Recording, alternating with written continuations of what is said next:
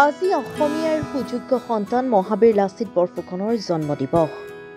লাচিত বৰফুকনৰ জন্মস্থান সংৰক্ষণ সমিতিৰ উদ্যোগত শিৱসাগৰ আৰু হাঁহচৰাবাসী ৰাইজৰ সহযোগত লাচিত বৰফুকনৰ জন্মস্থান শুকতি আলিত এদিনীয়া কাৰ্যসূচীৰে এক অনুষ্ঠানৰ আয়োজন কৰা হয়। উক্ত অনুষ্ঠানত পতাকা উত্তোলন কৰাৰ লগতে বীৰজনক শ্ৰদ্ধাঞ্জলি জনায়।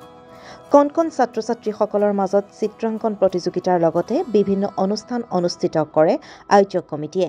বিভাগ বীৰ লাচিত বৰফুকন মহাবিদ্যালয়ৰ গোটেই কেইখন মহাবিদ্যালয়ৰ অধ্যক্ষসকল, অধ্যাপকসকল আৰু হায়াৰ ছেকেণ্ডাৰী প্ৰমুখ কৰি এখন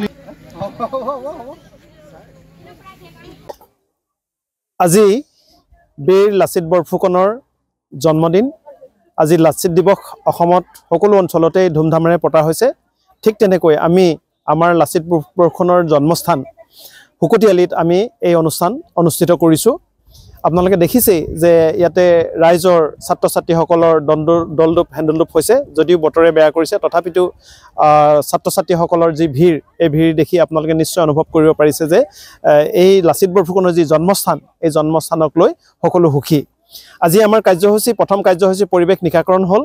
তাৰ পাছতে আমাৰ উদযাপন সমিতিৰ সভাপতি মাননীয় ব্ৰজেন ফুকন ডাঙৰীয়াই পতাকা উত্তোলন কৰিলে। ইয়াৰ পিছতে স্মৃতি তৰ্পণ কৰিলে আমাৰ সমিতিৰ উদযাপন সমিতিৰ সম্পাদক ৰঞ্জিত মেছ ডাঙৰীয়াই।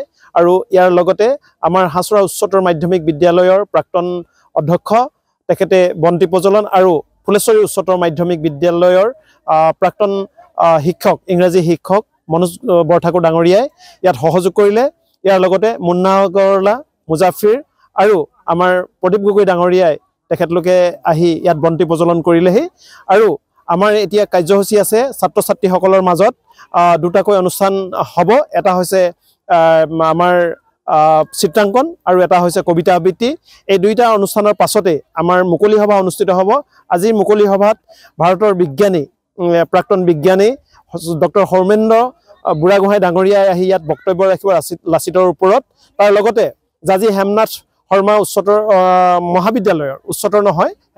মহাবিদ্যালয়ৰ অধ্যক্ষ মনজিত গগৈ ডাঙৰীয়াই আহি ভাষণ প্ৰদান কৰিব। আৰু বিশিষ্ট লিখক, নিবন্ধকাৰ, শিক্ষাবিদ প্ৰশান্ত কুমাৰ চুতীয়া ডাঙৰীয়াই ইয়াত আহি ভাষণ দিব। গতিকে আমাৰ 2 বজাৰ পৰা আমাৰ মুকলি সভা আৰম্ভ হ'ব। গতিকে আমি মহাবীৰ লাচিত বৰফুকনে পৃথিৱীৰ বুৰঞ্জীত এক গৌৰৱময় সোণালী অধ্যায় ৰচনা কৰি থৈ গৈছে। শিৱসাগৰৰ পৰা মিস্কাতুৰ ৰহমানৰ ৰিপৰ্ট, নিউজ টাইম এনি।